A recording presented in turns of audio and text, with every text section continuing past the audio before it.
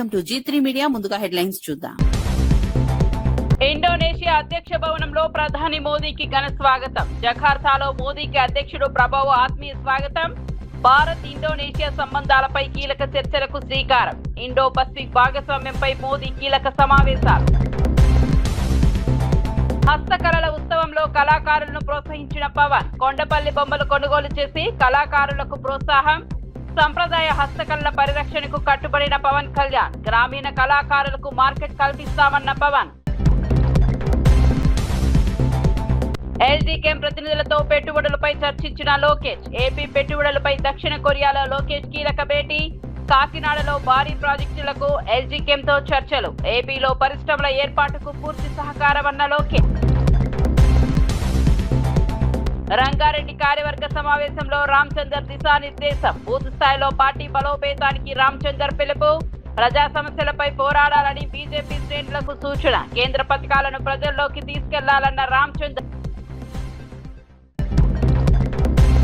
ఇక వార్త వివరాల్లోకి వెళ్తే, భారత ప్రధానమంత్రి నరేంద్ర మోదీ తన 3 దేశాల విదేశీ పర్యటనలో భాగంగా ఇండోనేషియా రాజధాని జకార్తాకు చేరుకున్నారు. జకార్తాలోని అధికారిక అధ్యక్ష భవనం ఇస్తానా మెర్డేయకాకు ఇచ్చేసిన ప్రధాని మోదీకి ఇండోనేషియా అధ్యక్షుడు ప్రభోవో సుబియాంతో ఘన స్వాగతం పలికారు. అధ్యక్ష భవనం వద్ద ఇరు దేశాల ఉన్నతాధికారులు, దౌత్య ప్రతినిధులు మోదీకి ఆత్మీయ స్వాగతం అందించారు.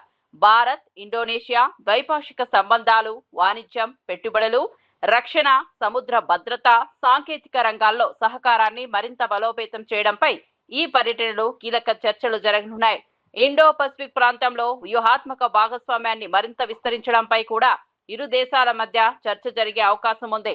ఈ పర్యటనలో పలువురు ప్రముఖ వ్యాపారవేత్తలు, పరిశ్రమల ప్రతినిధులతో కూడా ప్రధాని సమావేశం కానున్నారు.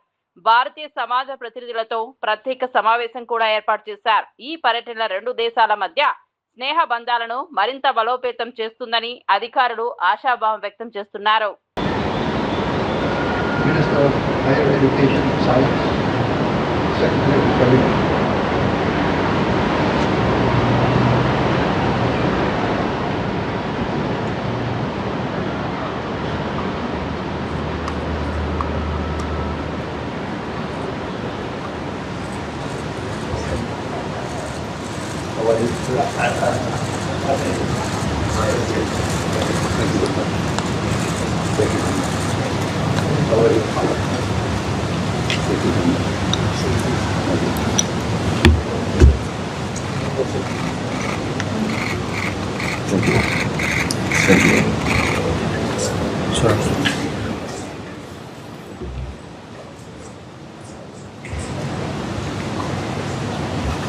ఆంధ్రప్రదేశ్ లో భారీ పారిశ్రామిక పెట్టుబడులను ఆకర్షించే దిశగా మంత్రి నారా లోకేష్ దక్షిణ కొరియాలో కీలక సమావేశాలు నిర్వహిస్తున్నారు.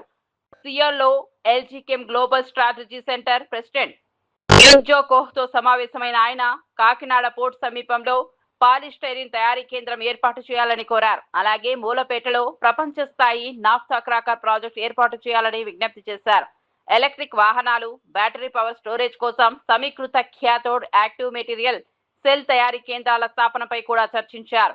పర్యావరణ రహిత జీవ ఇంధనాలు, బయో ఇథనాల్, ప్లాస్టిక్ రీసైలింగ్ ప్లాంట్ల ఏర్పాటుకు ప్రభుత్వం పూర్తి సహకారం అందిస్తోందని తెలిపారు.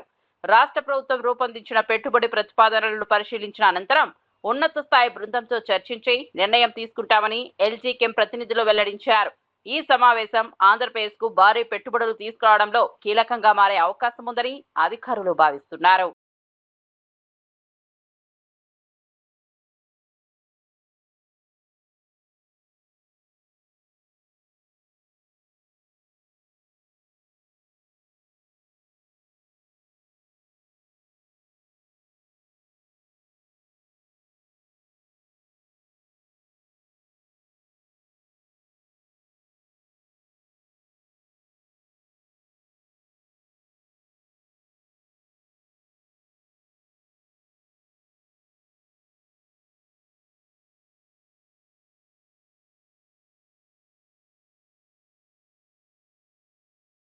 విజయవాడ అంబేద్కర్ కళావేదికలో నిర్వహించిన ఆంధ్రప్రదేశ్ హస్తకళల ఉత్సవానికి డిప్యూటీ సీఎం పవన్ కళ్యాణ్ ముఖ్య అతిథిగా హాజరయ్యారు.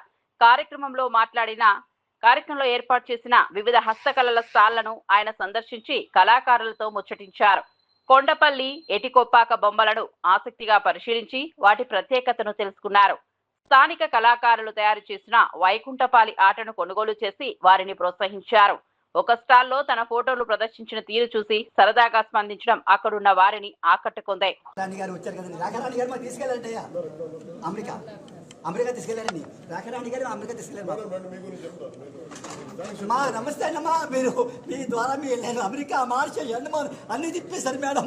అలాగే మా సార్ కూడా మాకు అలాగే చేయిస్తారండి. 9 days ప్రోగ్రామ్ పెట్టాం సార్. 11 days పెట్టాం. అవునండి. 120 years బొమ్మలన్నీ నారద మహర్షి బ్రహ్మదేవుడు విష్ణుమూర్తి అండి. ఇంకోటి శివుడు అండి. అది చేస్తున్నాం మేడం. బ్రహ్మదేవుడు బ్రహ్మాత్మం భూతేష్ట పరమేశ్వరు 5 ముఖం అండి. ఒక ముఖం ఏమో అందువల్ల 5 ముఖం. ఇప్పుడు 4 ముఖాలే ఉన్నాయి. అదే మా అమ్మగారు కూడా మాకు ఎన్నో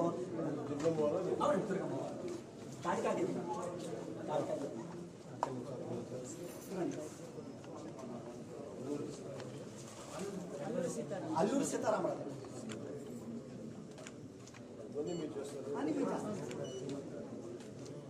ఇది 5 ఏళ్ళ పైన పాడవు సార్. అలాగే అందరూ సరే మా మీద వచ్చి బొమ్మలు రామాయణ భారతం పోనివ్వకుండా నేర్పించేలాగా మాకు పిల్లలకి 30 మందికి మాకు అయ్యా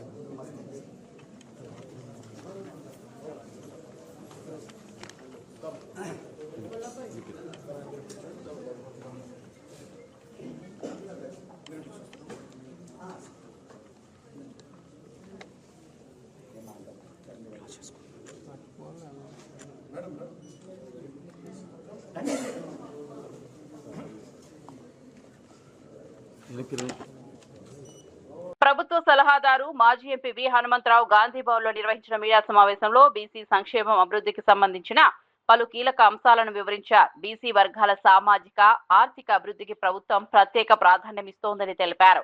సంక్షేమ పథకాలు అర్హులైన ప్రతి కుటుంబానికి చేరేలా చర్యలు తీసుకుంటున్నామని చెప్పారు. విద్య, ఉపాధి, స్వయం ఉపాధి, నైపుణ్యాభివృద్ధి వంటి రంగాల్లో బీసీలకు మరిన్ని అవకాశాలు కల్పించేందుకు ప్రభుత్వం కృషి చేస్తోందని వివరించారు. సామాజిక న్యాయం, సమాన అవకాశాల కల్పన ప్రభుత్వ లక్ష్యమని పేర్కొన్నారు. వెనుకబడిన వర్గాల అభివృద్ధి కోసం రూపొందించిన కార్యక్రమాల అమలును ఎప్పటికప్పుడు సమీక్షిస్తున్నామని తెలిపారు. బీసీల సాధికారతే రాష్ట్ర అభివృద్ధికి బలమైన పునాదిగా నిలుస్తుందని హనుమంతరావు అన్నారు. ప్రభుత్వ సంక్షేమ కార్యక్రమాల ద్వారా బీసీ కుటుంబాల జీవన ప్రమాణాలు మరింత మెరుగుపడతాయని ఆయన ఆశాభావం వ్యక్తం చేశారు. ప్రపంచంలోనే పాపులర్ తిరుపతిలో ఉన్నటువంటి వెంకటేశ్వర స్వామికి ప్రపంచ దేశాల అందరూ వస్తారు. ప్రతిరోజు లెక్క చేస్తే 4 కోట్లకు తక్కువ లేకుండా ఏది ఉండిలో జరిగినటువంటి డబ్బులు లెక్క చేసి ప్రతి రోజు రెండో రోజు ఎంత వచ్చింది ఖర్చు రాత్రంతా తయారు చేసిన తర్వాత నెక్స్ట్ డే చెప్పడం జరుగుతుంది. కానీ ఈడ లెక్కనే లేదు. ఏమైనా అయ్యా సొమ్ము అని ఇన్ని కోట్ల రూపాయలు తిన్నారని అడుగుతున్నా. అయోధ్య దాని మీద రాముని ట్రస్ట్ పెట్టి అందులో విశ్వ హిందూ పరిషత్, ఆర్ఎస్ఎస్ అందరు కూడా వాళ్ళు ట్రస్ట్ మెంబర్లు అయి కోట్ల రూపాయలు తినేసిండ్రు. కానీ ఎవరు మాట్లాడతలేరు. కేవలం మా సోనియా గాంధీ గారు పార్లమెంట్లో గట్టిగా మాట్లాడడం జరిగింది. నా ఉద్దేశంలో వీళ్ళు కేవలం హిందూ దేశం కావాలనేదే వీరి ఆలోచన. భారతదేశంలో హిందూ దేశమే కావాలి వీళ్ళకు, ఏ దేశం అవసరం లేదు. కానీ ఇది స్వాతంత్రం తెచ్చిన తర్వాత ఆ రోజులలో హిందూ, ముస్లిం, సిక్, ఇసాయి అందరూ కూడా భారతదేశ స్వాతంత్రానికి పోరాడిండ్రు. అదేవిధంగా వల్లాలలో మన నిజాం పరిపాలన చేసే సమయంలో 1947లో ఎప్పుడైతే స్వాతంత్రం వచ్చిందో కానీ మన నిజాం ఒప్పుకోలే. కానీ అదే నెక్స్ట్ ఇయర్లో 1948లో 10 మంది విద్యార్థులు దేశభక్తి అప్పటి నుంచే ఉన్నది. అరే మనం స్వాతంత్రం వచ్చింది, మన జెండా ఎగిరేద్దామని వల్లాల గ్రామంలో చేస్తే 10 మంది విద్యార్థులను చంపేసిండ్రు పోలీసు తూటాలతో గుర్రాల మీద వచ్చి. దాన్ని ఆనాడు సాయుధ పోరాటం అన్నటువంటి కమ్యూనిస్ట్ పార్టీ వాళ్ళకి ఎవరికి తెలియదు. నేను అక్కడ పోయి అక్కడ బీజేపీ రాష్ట్ర కార్యాలయం నాంపల్లిలో ఎమ్మెల్యే పైడి రాకేష్ రెడ్డి మీడియా సమావేశం నిర్వహించి రాష్ట్ర రాజకీయాలు ప్రజా సమస్యలపై తన అభిప్రాయాలను వెల్లడించారు. రాష్ట్రంలో ప్రజలు ఎదుర్కొంటున్న సమస్యలను ప్రభుత్వం వెంటనే పరిష్కరించాలని డిమాండ్ చేశారు. అభివృద్ధి సంక్షేమ కార్యక్రమాల అమలులో పారదర్శకత అవసరమని పేర్కొన్నారు. ప్రజలకు ఇచ్చిన హామీలను ప్రభుత్వం పూర్తి స్థాయిలో అమలు చేయాలని కోరారు. బీజేపీ ప్రజా సమస్యలపై నిరంతరం పోరాడుతోందని, ప్రజల గొంతుకుగా పనిచేస్తోందని స్పష్టం చేశారు. రాష్ట్రంలో చట్ట వ్యవస్థ, అభివృద్ధి, సంక్షేమ అంశాలపై ప్రభుత్వం మరింత బాధ్యతగా వ్యవహరించాలని సూచించారు. ప్రజల ప్రయోజనాలే తమ పార్టీకి అత్యంత ప్రాధాన్యమని పేర్కొన్నారు. రాష్ట్ర అభివృద్ధి కోసం నిర్మాణాత్మక సూచనలు చేస్తూనే ప్రజా సమస్యల పరిష్కారానికి బీజేపీ కట్టుబడి ఉంటుందని పైడి రాకేష్ రెడ్డి తెలిపారు. ఒకటి, పేదలు కనబడగానే నీ బుల్డోజర్లు వెళ్తాయి. వాళ్ళు ఏడుస్తుంటే, కళ్ళ నీళ్ళు గారుతుంటే కనికరించవు, వాళ్ళకే మీటర్ అని చెప్తావు. ఈ ఓవైసీ బ్రదర్స్ వచ్చే వరకల్లా వాళ్ళ అక్రమ ఏదైతే కట్టడాలనో ఎందుకు పనిచేస్తలేదు నీ చట్టము, నీ రాజ్యాంగం? పేదవాడి ఇంటి దగ్గర పనికొచ్చే నీ రూల్స్, నీ రాజ్యాంగం, నీ పరిపాలన ఈ ఎంఐఎం నాయకుల దగ్గర ఎందుకు పనిచేస్తలేదు? అక్బరుద్దీన్ గారు కూడా దయచేసి మీరు ఎమ్మెల్యేగా, చార్మినార్ ఎమ్మెల్యేగా, గౌరవ 6వ ఎమ్మెల్యే అనుకుంటాను, ఏ రాజ్యాంగం మీద గెలుస్తున్నారు? ఏ రాజ్యాంగబద్ధంగా గెలుస్తున్నారు? ఆ రాజ్యాంగంగా వ్యతిరేకంగా మాట్లాడటం మానుకోండి. ఈ దేశంలో రాజ్యాంగమే అన్నిటికీ అంతిమం. ఒక్కటి కూలిస్తే 100 కడతా, కట్టుకో. 100 కాకపోతే 1000 కట్టుకో. కానీ అది కూడా కబ్జాలు చేసి కట్టకు, చెరువులలో కట్టకు, భూములు కబ్జా చేసి కట్టకు, బెదిరించి కబ్జా చేసినవి కట్టకు, పేద ముస్లింలకి కబ్జా చేసినట్టు కట్టకు.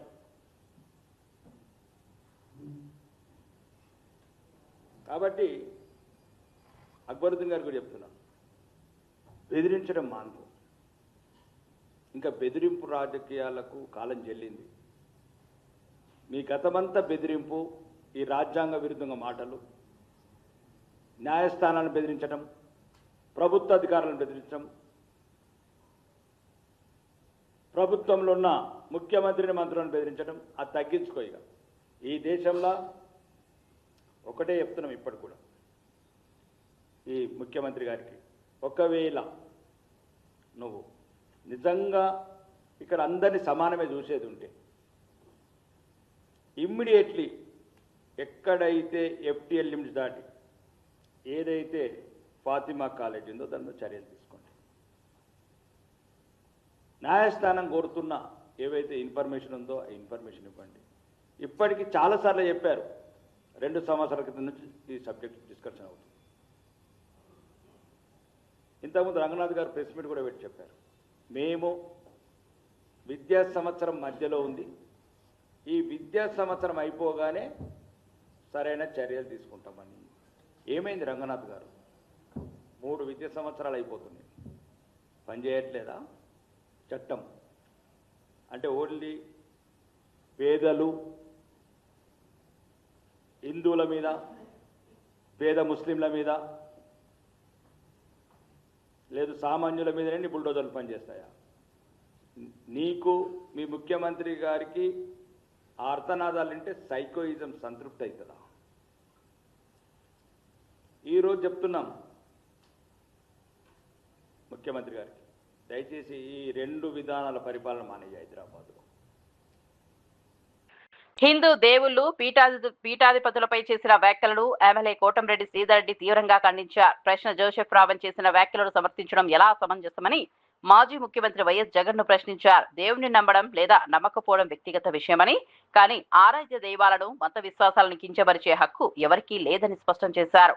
శ్రీరాముడు, సీతమ్మ తల్లి, మహాభారతం వంటి హిందువుల ఆరాధ్య అంశాలపై అవమానకర వ్యాఖ్యలు చేయడం సమాజంలో ఉద్రిక్తతలకు దారితీస్తోందని అన్నారు. ఆలయాల్లో సేవలు చేసే పూజారులు, పీఠాధిపతులపై కూడా అనుచిత వ్యాఖ్యలు చేయడం బాధాకరమని పేర్కొన్నారు. అన్ని మతాలను సమానంగా గౌరవించాల్సిన బాధ్యత ప్రతి ఒక్కరిపై ఉందని చెప్పారు. మత విశ్వాసాలను దెబ్బతీసే వ్యాఖ్యలు సమాజంలో సామరస్యాన్ని దెబ్బతీస్తాయని, అలాంటి వ్యాఖ్యలను ఎట్టి పరిస్థితుల్లోనూ సమర్థించలేమని కోటంరెడ్డి స్పష్టం చేశారు. అది మీ ఇష్టం, కానీ దేవుళ్ళని తిట్టే అధికారం ఎవరికి ఎవరు ఇవ్వాల.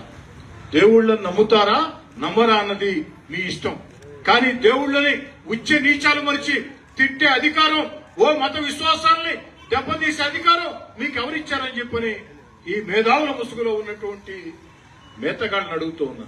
మేధావుల ముసుగులో ఉన్న మేతగాళ్ళారా, మీకు దేవుడిని నమ్మొచ్చు నమ్మకపోవచ్చు, కానీ ఆ దేవుళ్ళని తిట్టే హక్కు మీకు ఎవరిచ్చారని చెప్పని అడుగుతూ ఉన్నా.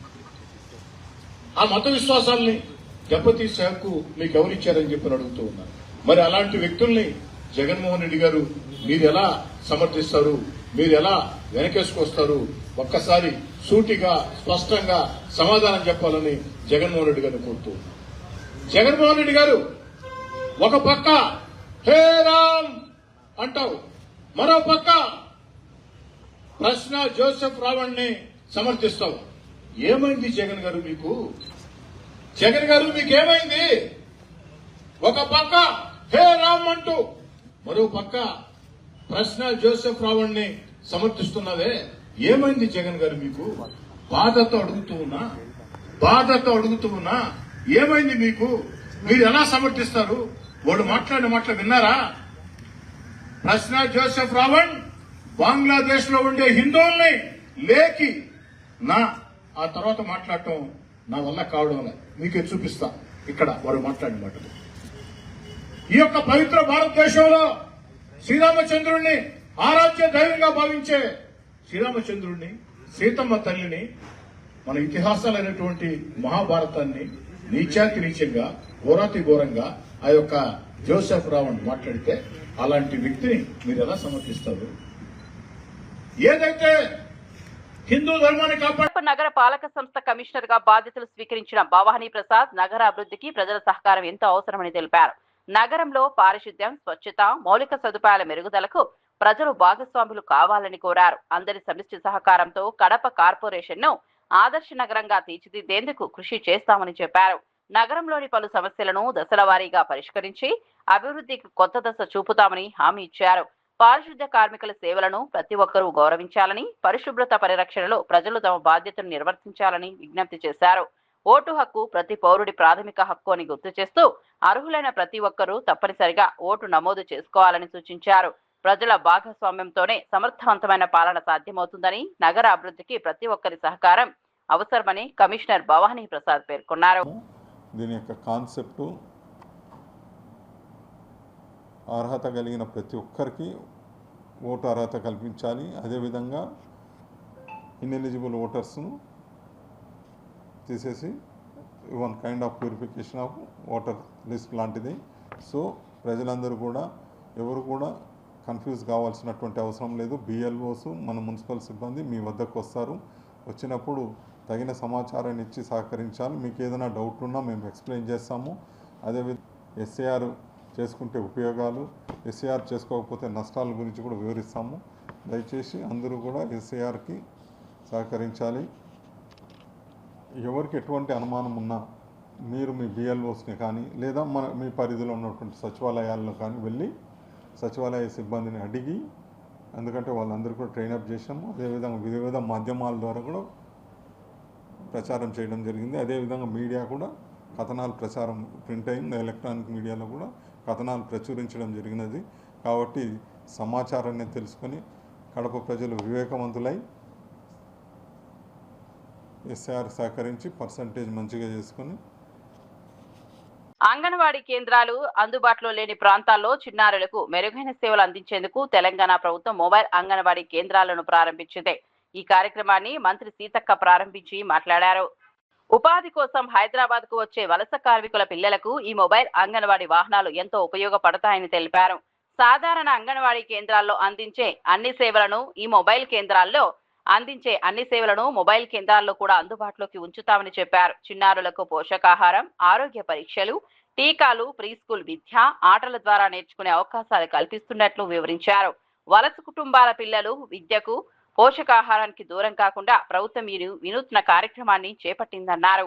ప్రతి చిన్నారికి నాణ్యమైన సేవలు అందించాలన్నదే ప్రభుత్వ లక్ష్యమని పేర్కొన్నారు. అవసరాన్ని బట్టి రాష్ట్రంలోని అన్ని ప్రాంతాలకు కూడా ఈ సేవలను విస్తరించే దిశగా చర్యలు తీసుకుంటామని మంత్రి సీతక్క వెల్లడించారు. అంగన్వాడీ సెంటర్స్ ఉన్నంత వాల్యూ దాదాపుగా ఈ మొబైల్ అంగన్వాడీ వస్తుంది అనడంతో ఇప్పటికీ 300 మంది పిల్లలు స్ట్రెంత్ పెరిగింది. లాస్ట్ కంటే ఇప్పుడు పెరగడం జరిగింది.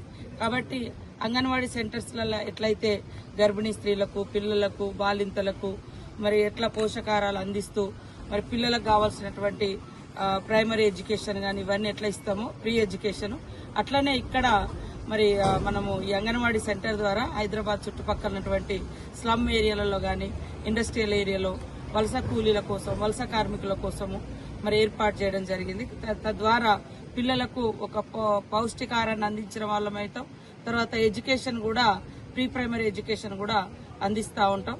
ప్రతి సెంటర్కు 2 రోజులకు 3 రోజులకు వెళ్ళి అక్కడ అంగన్వాడీ మొబైల్ వెహికల్ తిరుగుతూ ఉంటుంది. కాబట్టి ఇప్పుడు మేము పర్మనెంట్గా వెంటనే ఇన్ఫ్రాస్ట్రక్చర్ డెవలప్మెంట్ చేయడం కొద్దిగా కష్టము. అదే కాకుండా కొంతమంది కూలీలు కూడా సీజన్ల వారికి వచ్చి వెళ్ళిపోతుంటారు. ఇప్పుడు మహబూబ్ నగర్ కావచ్చు, వరంగల్ కావచ్చు, లేకుండా ఆదిలాబాదు మన చుట్టుపక్కల చాలా దూరం నుంచి వచ్చి ఇక్కడ కూలీలుగా పనిచేస్తుంటారు. కానీ వాళ్ళకు ఒక పర్మనెంట్ ఇల్లు అట్లా ఏముండదు.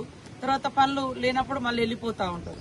కాబట్టి వాటన్నింటినీ దృష్టిలో పెట్టుకొని ఇప్పుడు తాత్కాలికంగా ఇది ఎస్టాబ్లిష్ చేస్తున్నాం. భవిష్యత్తులో ఎక్కడెక్కడ పర్మనెంట్ అవసరం ఉంటుందో అది కూడా పర్మనెంట్ ఇన్ఫ్రాస్ట్రక్చర్ బిల్డింగ్ కోసం కూడా ఇప్పుడు వచ్చేటువంటి పిల్లల యొక్క స్ట్రెంగ్త్ను బట్టి దాన్ని కూడా డెవలప్ చేస్తామని తెలియజేస్తూ, ముఖ్యంగా మాకు ఈ యొక్క బస్ ఇచ్చి మరి వేలాది మంది పిల్లలకు ఈరోజు పౌష్టికాహారాన్ని అందించే విధంగా మొబైల్ అంగన్వాడీ సెంటర్స్ నడుపుకునే విధంగా సహకరించినందుకు మా వివేకన్న గారికి ప్రత్యేకంగా ధన్యవాదాలు. నమస్కారం. విద్యార్థుల విద్యకు చేయూత అందించేందుకు త్వరలోనే ప్రత్యేక ట్రస్ట్ ను ఏర్పాటు చేయనున్నట్లు సినీ హీరో నిఖిల్ సిద్ధార్థ్ ప్రకటించారు. పశ్చిమ గోదావరి జిల్లా భీమవరం పిఎస్ఎం గర్ల్స్ హై స్కూల్లో విద్యార్థులకు పుస్తకాల కిట్లను పంపిణీ చేసిన సందర్భంగా ఆయన ఈ విషయాన్ని వెల్లడించారు. ఆర్థిక ఇబ్బందుల కారణంగా ఏ విద్యార్థి చదువుకు దూరం కాకూడదని తన ఆకాంక్ష అని చెప్పారు. విద్య అనేది ప్రతి ఒక్కరి జీవితాన్ని మార్చగల శక్తివంతమైన ఆయుధమని పేర్కొన్నారు. ట్రస్ట్ ద్వారా పేద, ప్రతిభావంతులైన విద్యార్థులకు అవసరమైన విద్యా సహాయం అందించేలా ప్రణాళిక రూపొందిస్తున్నామని తెలిపారు. సమాజం తనకు ఎంతో ఇచ్చిందని, ఇప్పుడు తిరిగి సమాజానికి సేవ చేసే సమయం వచ్చిందని అన్నారు. విద్యార్థులు కష్టపడి చదివి ఉన్నత లక్ష్యాలను సాధించాలని ఆకాంక్షించారు. నిఖిల్ ప్రకటనపై విద్యార్థులు, ఉపాధ్యాయులు ఆనందం వ్యక్తం చేశారు. ఈ కార్యక్రమంలో పాఠశాల సిబ్బంది, ప్రజాప్రతినిధులు తదితరులు పాల్గొన్నారు. I told my story. అంటే నేను సినిమా యాక్టర్ కన్నా ముందు స్కూల్ ఎలా చదువుకునేవాడిని, నా చదువు వల్లే ఈ రోజు నాకు మూవీ యాక్టర్ అయ్యాను. ఆర్ ఫ్యూచర్లో ఎవరేమైనా కానీ వాళ్ళకి ఈ first 5th standard is very important. So అలాంటి పిల్లలకి ఈ గిఫ్ట్ హ్యాంపర్స్ ఇవ్వడం, ఇంత beautiful stationery kits from books, pens, everything. అంటే ఇంకా నేను చెప్పుకుంటూ పోతే క్రేయాన్స్ అన్నీ ఇచ్చాము. సో టైం టేబుల్స్ అన్నీ, సో చదువుకోవడానికి కావాల్సిన ఇన్స్ట్రుమెంట్స్ ఇవ్వడం జరిగింది. దిస్ ఇస్ నాట్ అంటే మేమేదో చేస్తున్నాం కాదండి, ఇట్స్ ఎంకరేజ్మెంట్ అండ్ ప్రోత్సహించడం కోసమే. ఒక యాక్టర్గా నేను ఓన్లీ స్క్రీన్ మీదే కాదు, సొసైటీకి కూడా ఏదో ఇవ్వాలి, రిటర్న్ ఇవ్వాలి అని చెప్పేసి అనుకున్నాం. అండ్ దానికి నాకు వెన్నుండి నడిపించింది ఇన్ని బాక్సెస్ 1000 పైన కిట్స్ రెడీ చేసిన మా మహేంద్ర గారు. ఎగ్జాక్ట్లీ సార్ చేశారు. So I want to thank him. And Mahendra మీరు ఏమైనా చెప్తారా? సార్ ఇప్పుడు అలాగే సార్, భవిష్యత్తులో మీరు ఎలా హీరో కాదు, ట్రస్ట్ అనేది డెఫినెట్లీ పెడతాం సార్. బట్ ట్రస్ట్ పెట్టినప్పుడే మనం సేవ చేయాలని కాదు కదా. అంటే నా వంతు ఏమున్నా, ఇప్పుడు కోవిడ్ టైంలో నాకు అనిపించింది చేయాలని చేస్తాం. దాని తర్వాత ఎవ్రీ ఇయర్ నేను పబ్లిసిటీ లేకుండా చేసేవాడిని. కానీ నాకు అర్థమైంది ఏంటంటే లైక్ యూనో ఎప్పుడైతే మనం బయటకు వచ్చి చేస్తామో పీపుల్ని ఇన్స్పైర్ చేయడం జరుగుతుంది. అండ్ నన్నే కాదు, నేను కూడా చాలా మందిని చూసి. తెలంగాణ బీజేపీ రాష్ట్ర అధ్యక్షుడు రామచంద్రరావు రంగారెడ్డి అర్బన్ జిల్లా కార్యవర్గ సమావేశంలో పాల్గొని పార్టీ శ్రేణులకు దిశానిర్దేశం చేశారు. బయలార్మడుగులో నిర్వహించిన సమావేశంలో పార్టీ బలోపేతం, సంస్థాగత విస్తరణ, ప్రజా సమస్యలపై చేపట్టాల్సిన కార్యక్రమాలపై విస్తృతంగా చర్చించారు. బూత్ స్థాయి నుంచి పార్టీని మరింత బలోపేతం చేయాలని నాయకులు, కార్యకర్తలకు పిలుపునిచ్చారు. కేంద్ర ప్రభుత్వం అమలు చేస్తున్న సంక్షేమ అభివృద్ధి కార్యక్రమాలను ప్రజల్లోకి తీసుకెళ్లాలని సూచించారు. ప్రజల సమస్యలపై నిరంతరం పోరాడుతూ ప్రధానమైన రాజకీయ శక్తిగా బీజేపీని మరింత బలోపేతం చేయాలని అన్నారు. పార్టీ క్రమశిక్షణ, సమన్వయంతో ముందుకు సాగితే రాబోయే ఎన్నికల్లో మంచి ఫలితాలు సాధించగలమని విశ్వాసం వ్యక్తం చేశారు. జిల్లా స్థాయి నాయకులు, కార్యకర్తలు ప్రజలతో నిత్యం మమేకమై పార్టీ సిద్ధాంతాలను విస్తృతంగా ప్రచారం చేయాలని రామచంద్రరావు సూచించారు. రానున్న రోజుల్లో మనకు తెలుసు, ఏ ఒక పార్టీకైనా తన బలం నిరాధార అయ్యేది ఎప్పుడే అంటే ఎలక్షన్స్ అవుతుంది. ఎందుకంటే అద్వానీ గారు చెప్పేవారు, నేను ఒకసారి ఎమ్మెల్సీగా 97 ఓట్స్తో ఓడిపోయాను ఫస్ట్ టైం. ప్రకాష్ జావడేకర్ గారు అద్వానీ గారితో చెప్తున్నారు, ఏ परसों 97 वोट से हारा అంటే ఆయన అద్వానీ గారు అన్నారు, तुम कितने वोट से हारे ये नहीं है, तुम कितने वोट से जीते होता है, एक वोट से भी जीतो जीत होता है, 1000 वोट से जीतो 1000 वो भी जीत होता है. సో కాబట్టి గెలుపుకు ఏదైతే ఉందో అది గెలిపే మనకు రేపు కొలమాపం పార్టీకు. మనం పార్టీ గట్టిగా ఉండేదంటే గెలిపే అన్న సెకండ్ ప్లేస్ వచ్చినామని అంటే ఈ సెకండ్ ప్లేస్ థర్డ్ ప్లేస్ ఉండవు. ఇక గెలిపే మనం లక్ష్యంగా పనిచేయాలి. గెలవడానికి ఆస్కారం ఉన్నటువంటి ఒక జిల్లాలో రంగారెడ్డి జిల్లాలో ఉన్నటువంటి చాలా పెద్ద ఆస్కారం ఈ జిల్లాలో ఉన్నది. క్యాడర్ ఉన్నది మనకు, ప్రజలు కూడా మన ఆదరిస్తున్నారు ఇక్కడ. కాబట్టి పరిస్థితులు మనం చూసుకొని రేపు రాబోన్న రోజుల్లో మనకు పెద్ద టెస్ట్ మన ముందు పరీక్ష అయ్యిందంటే జిహెచ్ఎంసీ ఎలక్షన్స్. మళ్ళీ జిహెచ్ఎంసీ ఎలక్షన్స్ మన పెద్ద పరీక్ష కాబట్టి ఈ పరీక్షలో ఏ విధంగా మనం ముందుకు పోయి గెలవాలి అనే ఆలోచన మనం ఉండాలి. ఎందుకంటే ఈ రెండు భాగాల్లో కూడా అంటే షేర్లింగంపల్లి ఇటు ఎల్బీ నగర్ ఈ రెండు కూడా డిఫరెంట్ ఎంపీ అయినప్పుడు కూడా ఇది రెండు కూడా భారతీయ జనతా పార్టీ ఒక ప్రాతినిధ్యం వహిస్తున్నటువంటి ఒక పార్లమెంట్ క్షేత్రం అది. కాబట్టి ఇక్కడ ఎక్కువ సీట్లు మనం గెలవాల్సిన అవసరం ఉన్నది. పోయినసారి ఎల్బీ నగర్లో మొత్తానికి 100% మన రిజల్ట్. ఈసారి ఎల్బీ నగరే కాదు మొత్తం హైదరాబాద్లో 100% రిజల్ట్ రావాలి. మేయర్ మనం కైవసం చేసుకోవాలి, దిశలో మనం అందరూ కూడా పనిచేయాలి. మనం ఆ విషయంలో ఆ ఒక లక్ష్యం మనం తప్పొద్దు. మనం గెలవాలంటే మళ్ళీ దానికి అంటే ఆర్గనైజేషన్ కూడా స్ట్రెంత్ ఉండాలి. ఒకవైపు పబ్లిక్ మనతో ఉన్నప్పుడు కూడా మనం ఆర్గనైజేషన్ కూడా మన స్ట్రెంత్ ఉండాలి. ఆ స్ట్రెంత్ అనేది ఎట్లా కనబడుతుందంటే మనం ఐక్యత్వంతోనే కనబడుతుంది. యూనిటీ ఈ strength, divided we fall, united we stand అనేది చిన్నప్పటి నుంచి వస్తూనే ఉన్నాం. ఏదైతే మన పార్టీలో ఉన్నటువంటి ఒక ఐక్యత్వాన్ని మనం ప్రదర్శించాల్సిన అవసరం ఉన్నది. మనిషి అన్న తర్వాత ఉప్పు కారం తినట్లు అందరికీ విభేదాలు ఉంటూనే ఉంటాయి. విభేదాలతోనే మనకు ఏం పెద్ద బాధ కాదు. కానీ పార్టీ ఒక పెద్దది, ఒక ఆర్గనైజేషన్, పార్టీ తల్లి లాంటిది. ఎవరైనా సరే తల్లికి ద్రోహం చేయొద్దు మనం. కాబట్టి తల్లి లాంటి పార్టీకి మనం రేపు ఎవరు టికెట్ ఇచ్చినా ఎవరు నించున్నా నాకు రాలేదు ఓకే, నీకు వచ్చింది, నా తల్లిని గెలిపిస్తా, నా పార్టీని గెలిపిస్తా, జెండాని గెలిపిస్తా అనే దీంట్లో మనం ఉండాలి.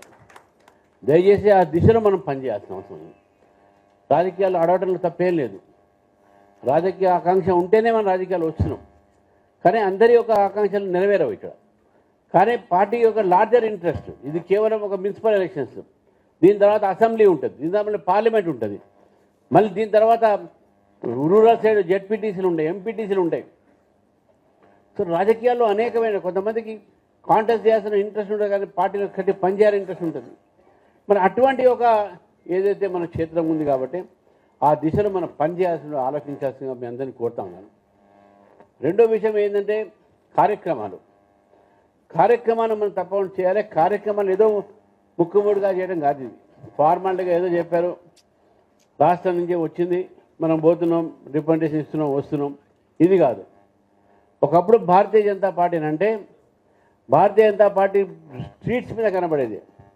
స్ట్రీట్ ఫైట్ అంటే కత్తులు పెట్టి కట్టాలి కాదు, ప్రభుత్వం వ్యతిరేకంగా పోరాడాలి, అరెస్ట్ కావడం, లాఠీ చార్జ్ కావడం అటువంటి ఉంటుండే.